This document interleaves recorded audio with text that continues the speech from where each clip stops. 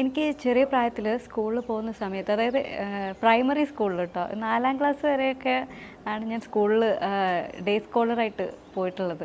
പിന്നെ ഞാൻ ഹോസ്റ്റലിലായിരുന്നു. അപ്പോൾ അതുകൊണ്ട് ആ ഒരു ടൈം വരെയുള്ളൊരു ലഞ്ച് ബോക്സ് എൻ്റെ ഓർമ്മയിൽ ഇപ്പോഴും ഉള്ളത് ഒരു സ്റ്റീലിൻ്റെ ലഞ്ച് ബോക്സാണ്.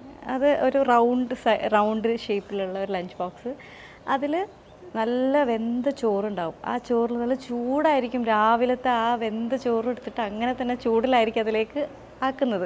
അപ്പോൾ ആ ചൂടിൽ നല്ല ഉള്ളിയുടെ റോസ്റ്റ് എന്ന് വെച്ച് കഴിഞ്ഞാൽ മുട്ടയൊന്നും ഇട്ടിട്ടുള്ളതല്ല, വെറും ഉള്ളി, നല്ല എണ്ണ നന്നായിട്ട് തിളപ്പിച്ച് അതിലേക്ക് നല്ല സവാളയല്ലേ ഇങ്ങനെ ചെറുതായിട്ട് കുനുകുനാ അരിഞ്ഞിട്ട് അതിട്ടിട്ട് അത് നല്ല ഫ്രൈ ആവും കേട്ടോ. എന്നിട്ട് അതിലേക്ക് കുറച്ച് മുളക് പൊടി, കുറച്ച് മഞ്ഞൾപ്പൊടി, കുറച്ച് ഉപ്പ്, കുറച്ച് കറിവേപ്പില ഇട്ടിട്ട് നന്നായിട്ട് ഫ്രൈ ചെയ്തെടുക്കും. ഇത് എന്നിട്ട് ഈ ചോറിന് നടുക്കൊരു കുഴി ഉണ്ടാക്കിയിട്ട് അതിലേക്ക് ഇതങ്ങ് വെക്കും. എന്നിട്ടിത് അടയ്ക്കും.